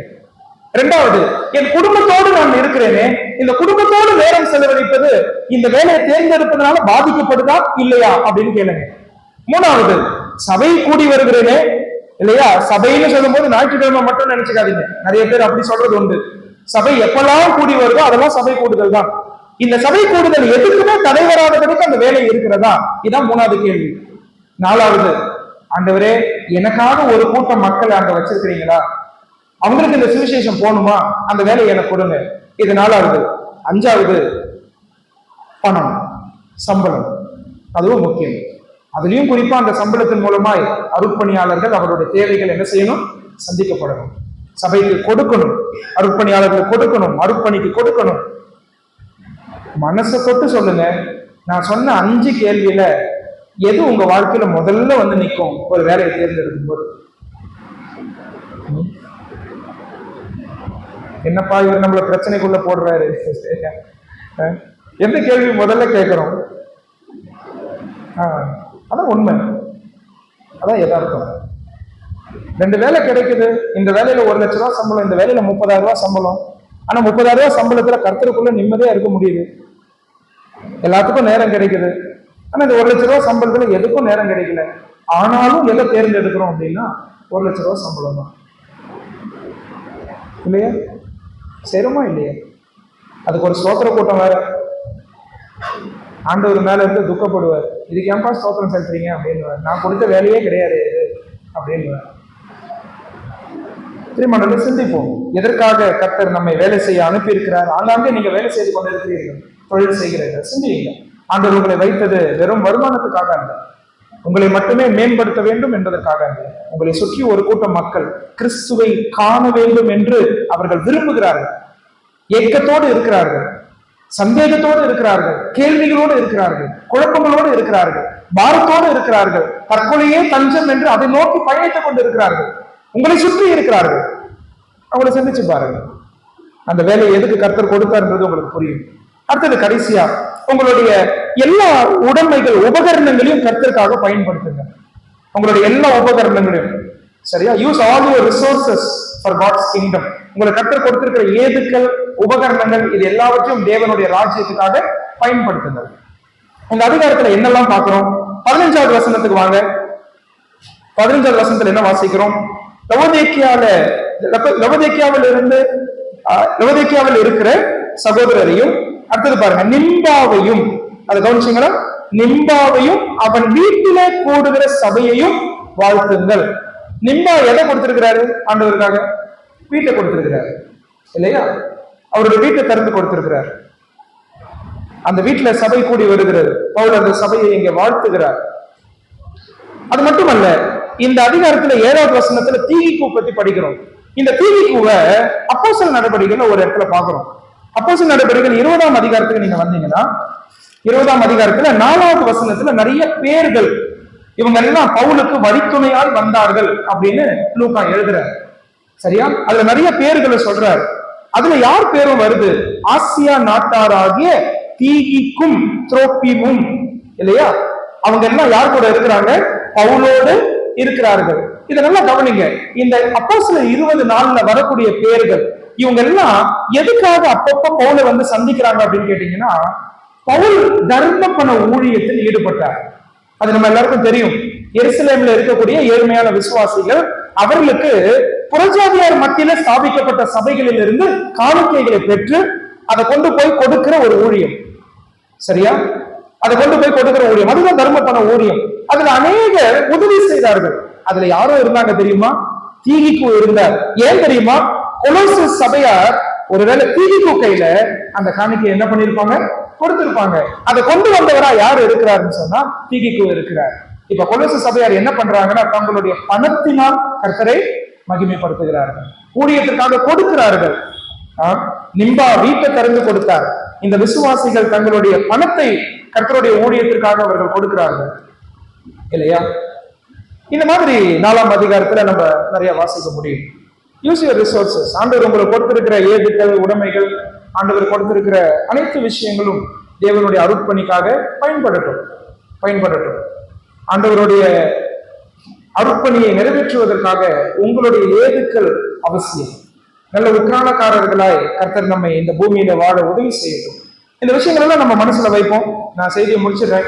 ஆனா இந்த விதங்களில் ஜெபத்தை பத்தி பார்த்தோம், வாழ்க்கை முறையை பற்றி பார்த்தோம், சுவிசேஷத்தை அறிவிப்பதை குறித்து சிந்தித்தோம். அது மட்டுமல்ல, ஊழியர்களோடு இணைந்து ஊழியத்தில் கை கொடுப்பதும் தோல் கொடுப்பதை குறித்து நம்ம சிந்தித்தோம். குறுகிய கால அருட்பணியெல்லாம் நான் சொன்னேன். அது மட்டுமல்ல, வேலை, கர்த்தர் எதற்காக வேலையை கொடுத்தார், அந்த வேலையோடு கூட நீங்கள் எதை செய்ய அழைக்கப்பட்டிருக்கிறீர்கள் என்பதை நான் உங்களிடத்துல சொன்னேன். கடைசியாக 6வதாக உங்களிடத்துல நான் சொன்னது, ஆண்டவர் கொடுத்திருக்கிற ஏதுக்கள் எல்லாம் கர்த்தருடைய ராஜ்யத்துக்காக பயன்படட்டும். இந்த விஷயங்கள் எல்லாம் நீங்க மனசுல வைங்க. ஒண்ணு மட்டும் இப்படி முடிவு பண்ணிடாதீங்க. என்னன்னா, இப்ப நீங்க கேட்ட இந்த 6 விஷயத்துல ஏதோ ஒரு விஷயத்த நம்ம செஞ்சுட்டு இருக்கும் போது, அதுதான் நான் ஏற்கனவே செஞ்சுட்டு இருக்கிறேனே அப்படின்றதுல மட்டும் திருப்தி அடைஞ்சிடாதீங்க. ஒருவேளை கர்த்தர் அந்த ஒண்ணுக்கும் மேற்பட்ட விதங்களில் நீங்கள் செயல்பட வேண்டும் என்று விரும்பினால் அதுக்கு உங்களை என்ன பண்ணுங்க? உட்படுத்திக் கொள்ளுங்க. அந்த அதிகாரத்துல கடைசி ஒரு வசனத்தை வாசிக்கணும்னு நினைச்சேன். அது நமக்கு கொஞ்சம் உற்சாகமா இருக்கும். கொலோசியர் 4ஆம் அதிகாரத்துல நீங்க 17வது வசனத்துக்கு வந்தீங்கன்னா அதுல சொல்றார், அர்க்கிப்பை கண்டு என்ன சொல்றாரு? நம்ம எல்லாரும் சேர்ந்து அதை படிக்கலாமா? 17வது வசனத்துல எல்லாரும் அதை திருப்பிக்கோங்க. கொலோசியர் 4:17 திருப்பிக்கோங்க. அர்க்கிப்பை கண்டு நீ கர்த்தரிடத்தில் பெற்ற ஊழியத்தை நிறைவேற்றும்படி கவனமாய் இருப்பாயாக. ஆண்டவர் இன்னைக்கு தான் நம்மோட கூட பேசுறார். இது வெறும் ஊழியக்காரர்களுக்கு மட்டும் நினைச்சுக்காதீங்க. சபை விசுவாசிகளாகிய நம்ம எல்லாருக்கும் இந்த பொறுப்பை கர்த்தர் கொடுத்திருக்கிறார். கவனமாய் இருப்போம், நிறைவேற்றுவோம். சுவிசேஷத்திற்கு தூணும் ஆதாரமாய் இந்த ராஜபாளையம் திருச்சபை காணப்படட்டும். விசுவாசிகள் எல்லா விதங்களிலும் செயல்படுங்கள், எல்லா வாய்ப்புகளையும் பயன்படுத்திக் கொள்ளுங்கள். இந்த காலம் கடைசி காலம், பொல்லாத காலம், கதவுகள் மூடப்பட்டு வருகிற நேரம். உங்களுடைய ஆவி, ஆத்துமா, சரீரத்தை கொண்டு என்னெல்லாம் செய்ய முடியுமோ நீங்க செய்யுங்க. ஆண்டவர் உங்களை எதற்காக தெரிந்து கொண்டாரோ அந்த நோக்கங்கள் நிறைவேறட்டும். அப்ப நிச்சயமா இந்த சபை மூலமாய் கிறிஸ்து வெளிப்படுவார், தேவன் மகிமைப்படுவார். அதற்காகவே தேவன் நம்மை அழைத்திருக்கிறார், இந்த பெரிதான கட்டளையை கொடுத்திருக்கிறார். அதன் மையத்திலே நம்முடைய வாழ்க்கைகள் காணப்படட்டும். தேவன் நம் ஒவ்வொருவரையும் ஆசீர்வதிப்பாராக. ஆமென்.